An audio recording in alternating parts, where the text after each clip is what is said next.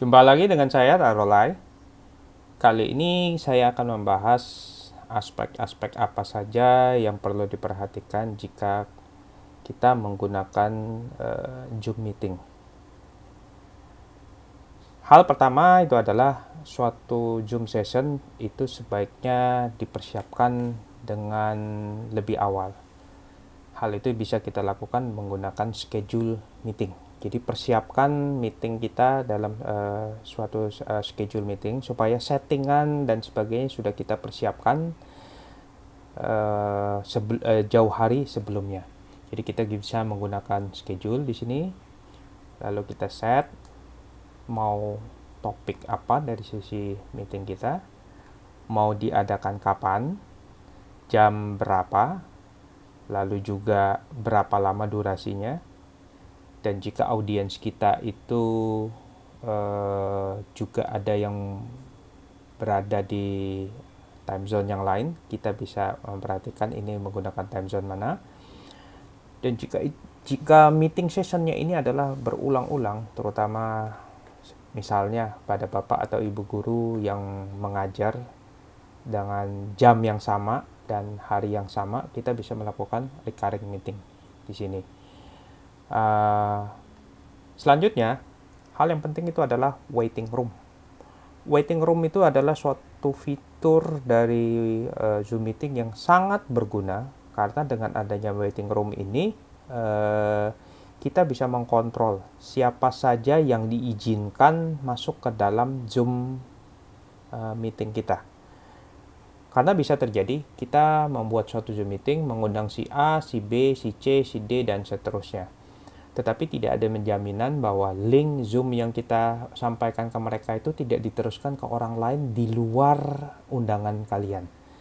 Jadi dengan adanya waiting room ini, siapapun yang masuk itu secara otomatis itu akan masuk ke dalam suatu waiting room.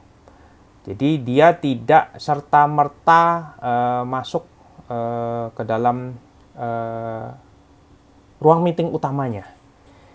Dengan demikian kita bisa melakukan admin. Siapa boleh masuk, siapa yang ini kayaknya kita nggak kenal nih, jangan diizinkan masuk. Jadi kita bisa menggunakan yang disebut dengan waiting room-nya ini. Nah, selanjutnya video secara default saya selalu menyarankan untuk di-set dengan off baik si host maupun juga si partisipan. Hal ini untuk mencegah hal-hal yang tidak diinginkan seseorang join ke dalam room meeting kita, lalu dia tidak sadar bahwa di background kameranya itu ada hal-hal yang tidak layak ditunjukkan kepada seluruh audiens. Karena begitu masuk dan videonya nyala, itu semua audiens itu bisa melihat apapun yang ada di backgroundnya, dan seringkali orang tidak menyadari hal tersebut. Jadi saya selalu menyarankan ini dalam kondisi off. Untuk audio, saya selalu menggunakan komputer audio, karena telepon dan komputer audio telepon terutama jarang sekali digunakan peserta, karena rasanya jarang sekali orang join suatu Zoom soundnya itu dari dia harus dial ke nomor tertentu. Nah, ini impact-nya juga undangan Zoom meeting kita by default kalau menggunakan telepon dan komputer audio, undangan meeting kita itu jadinya panjang. Karena ada selain topik dan sebagainya, di bagian bawahnya itu untuk join audio, call ini jika di Amerika, call ini dan itu sebetulnya sia-sia, nggak perlu, karena jarang sekali orang yang menggunakan itu. Makanya saya selalu menggunakan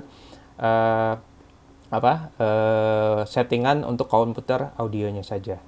Nah, misalkan kita melakukan start sekarang terhadap meetingnya kita, dan kita bisa melihat bahwa di sini kondisi dari sisi meeting room-nya kita, dan kita bisa mengkontrol apa saja yang ada di sini. Seperti yang kita lihat bahwa kita meeting room-nya itu enable. Kalau kita off dalam kondisi begini, berarti siapapun yang punya link akan bisa join. Tetapi kalau ini seperti yang kita udah setting sebelumnya tadi itu, maka karena siapapun yang join akan ditempatkan di dalam waiting room. Jadi Saya akan coba join ke meeting room ini menggunakan handphone saya.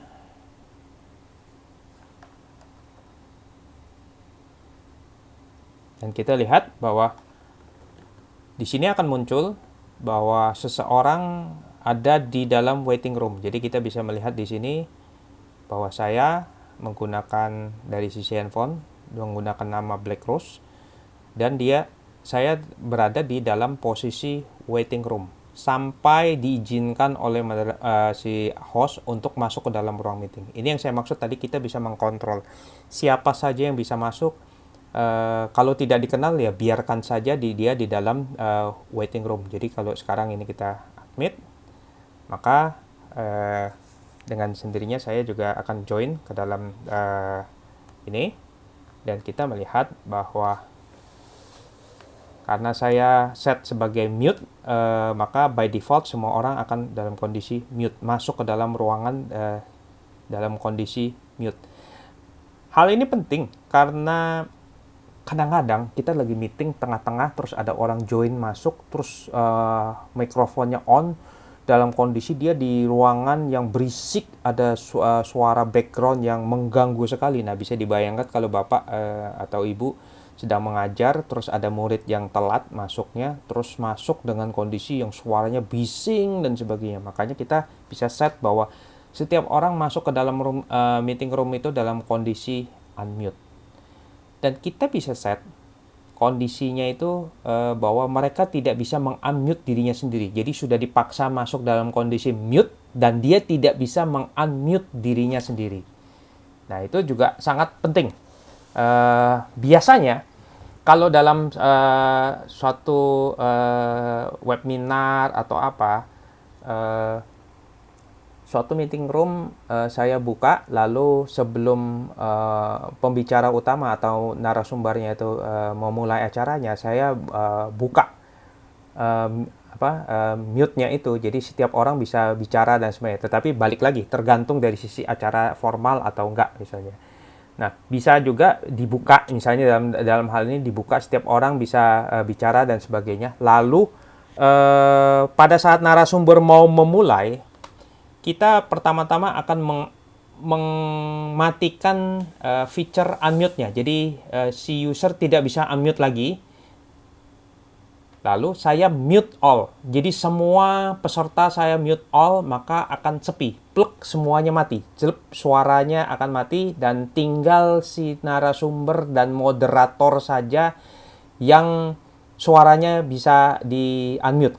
Lainnya dia dalam kondisi unmute, lalu dia mau di klik unmute dan sebagainya, nggak akan bisa. Karena saya sudah set di sini kondisinya unmute dan self-nya itu saya uncheck. Jadi dia tidak bisa lagi unmute dirinya sendiri. Nah, dengan demikian kita bisa mengkontrol ruang meeting kita itu menjadi suatu ruang meeting yang sepi dan si gurunya yang berbicara.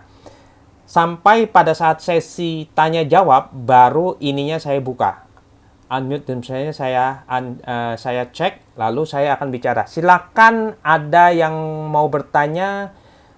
Pertama-tama unmute dirinya dulu sendiri, baru dia bisa melakukan unmute dirinya, baru dia mengajukan pertanyaan. Dengan demikian, dengan cara ini kita bisa mengkontrol jalannya meeting kita itu dengan lebih tertib. Jadi karena kalau nggak seperti itu, setiap orang lagi ngajar dan sebagainya berisik dan sebagainya. Jadi kita bisa mengkontrol jalannya meeting kita. Nah, seperti kita ketahui, proses ini sebetulnya sangat menyita perhatian dari sisi host. Jadi mungkin dia harus jadi pembicara, lalu juga harus mengadmit orang dari waiting room ke dalam ruangan dan sebagainya. Dan juga bisa menendang seseorang kebalik lagi ke waiting room, dan itu sebetulnya pekerjaan yang sangat mengganggu konsentrasinya. Nah, ada cara yang untuk mengatasi hal ini. Kita bisa mengangkat seseorang menjadi co-host. Jadi dalam hal ini, misalnya saya melakukan suatu webinar, lalu saya ini adalah asisten saya atau sekretaris saya bisa mengangkat dia sebagai co-host. Jadi kita klik more di sini, lalu saya mengangkat dia sebagai co-host. Dengan co-host ini, dia posisinya hampir setara dengan host. Jadi dia bisa melakukan administrasi, ada orang di waiting room dia bisa masukin dan sebagainya.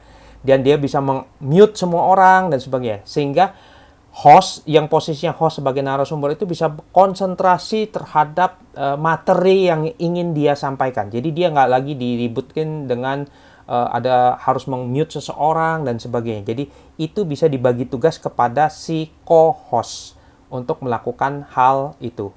Jadi co-host itu bisa mengadmit seseorang dari waiting room ke dalam meeting room dan sebagainya, dan bisa membalikkan seseorang balik lagi ke dalam waiting room.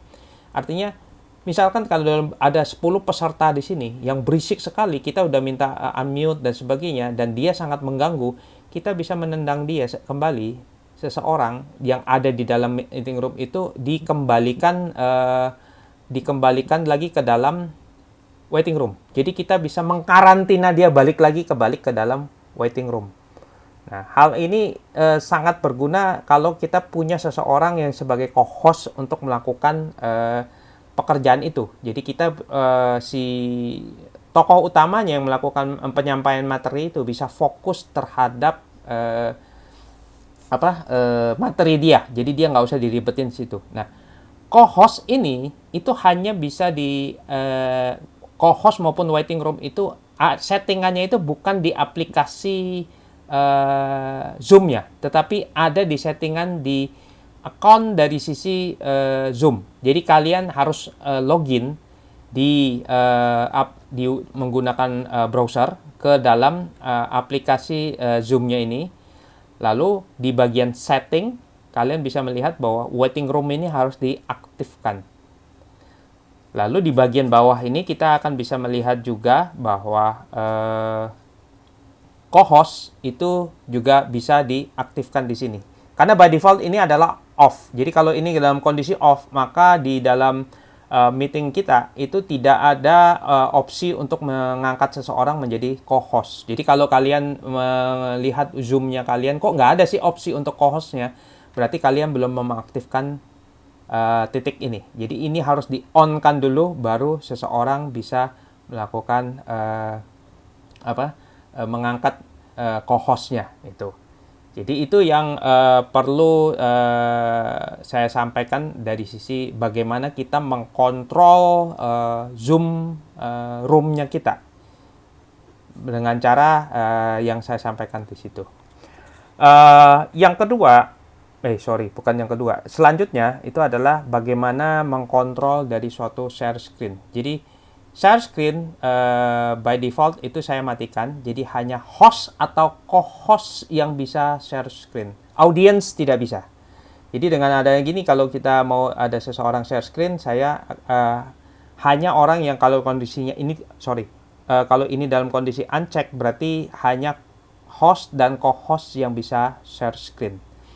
Nah, hal yang perlu diperhatikan dengan share screen itu adalah jika kita mau share screen, maka kita akan melihat apa saja yang akan kita share screen.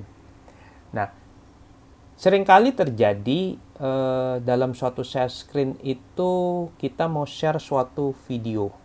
Nah, jika kita mau share suatu video, maka jangan lupa ini dicek. Share computer sound. Kalau ini tidak dicek, maka videonya tampil, tapi suaranya nggak keluar. Karena ini tidak dicek di sini.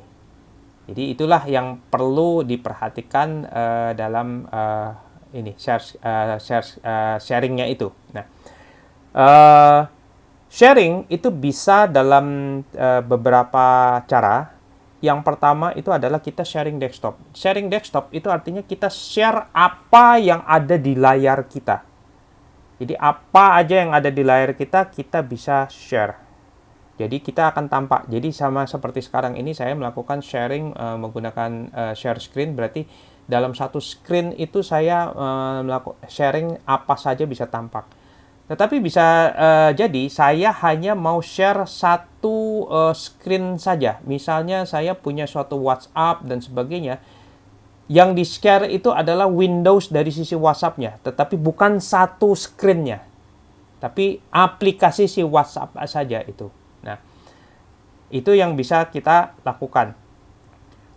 Yang harus berhati-hati kalau kita melakukan sharing satu desktop. Karena apa? Sharing satu desktop berarti apapun yang muncul di desktop kita, itu bisa dilihat orang. Saya pernah mendapat undangan unwissing, jadi suatu undangan tender, di mana si hostnya itu menjelaskan materi tendernya itu menggunakan Zoom, lalu dia share everything dan dia menggunakan share desktop. Dan kelihatannya di desktop yang sama, dia juga ada aplikasi menggunakan WhatsApp yang komunikasi dengan orang lain. Nah, dia lupa karena dia share desktop, berarti komunikasi dari WhatsApp, terutama kalau apalagi WhatsApp-nya itu di-set untuk notifnya itu keluar. Maka pada saat dia menyampaikan penjelasan dari sisi tendernya itu keluar Pak WhatsApp-nya. Ternyata kita jadi ketawa gitu loh, karena tender itu sudah diatur, kelihatannya sudah diatur dan sudah ada pemenang vendor yang lain. Jadi kita bisa lihat dari pada saat tender itu kita bisa lihat pesertanya dari PT A, PT B, PT C dan sebagainya, dan kita lihat di situ ternyata notif dari desktopnya itu ada dari PT A-nya itu meng-WhatsApp si orang yang sedang melakukan presentasinya itu, kelihatan di desktopnya di pojokan sini itu keluar chattingannya itu. Jadi hati-hatilah dengan share screen itu yang terutama untuk sharing desktop.